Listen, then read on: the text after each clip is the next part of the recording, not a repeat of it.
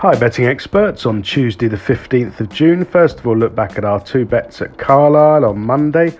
We move on to Royal Ascot on Tuesday, the start of a fantastic 5 days. Fast ground to start the week. They have been watering. The weather forecast later in the week, especially on Friday, looks pretty wet, so hold your bets for later on in the week. But it's fascinating racing, high class, top class horses from around the world. There's some terrific value on offer. Shop around in the morning, take the best prices. We start off with our value angle selection in the 340. This is the King's Stand Stakes, a 5 furlong Group 1 Class 1. £198,500 on offer to the winner. 16 runners. Batash is the short price favourite. He hasn't run for 298 days. He's a top class horse on his day. He won all 3 starts last season. 13 wins from 23 runs in his career. He's always got the potential to blow out. He's a hard puller. He's 7 years old now. He's been off for 10 months. I couldn't dream of being with him at a short price. I think you've got to look elsewhere. I think there's a chance they're going to go a really, really strong gallop. Batash, Winter Power, Liberty Beach, many others. There's lots of horses who are pure speedballs racing with the choke out. And I think that Roger Teal's Oxted could be the one to take advantage of this. Now, Roger Teal made a bit of a slow start to the season. He's going a lot better now.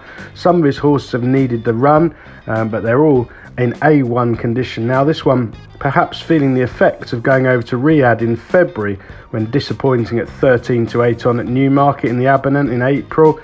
His trainer reporting there that he comes into himself in the summer and should be a lot better with that run behind him. He was again well backed at York in the Duke of York Clipper Logistics Stakes, a Group 2 won by Starman, who's, by the way, is my nap at the meeting later on.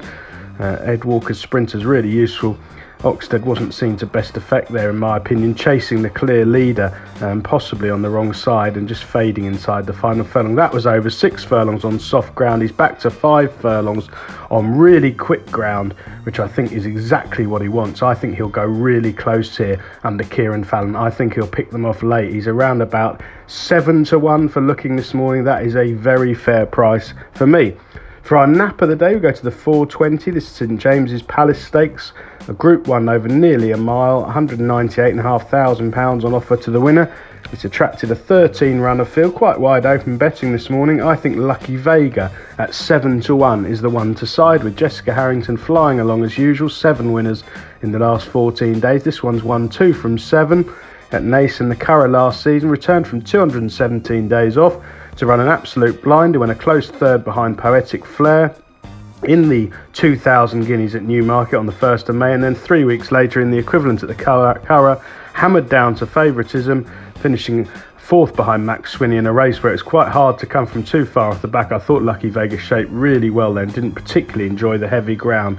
Back on faster ground, I think there's a little bit more improvement to come. I think he's very much the one to side with here at the prices, and he should go really close. Best of luck on day 1 of Royal Ascot Betting Expert.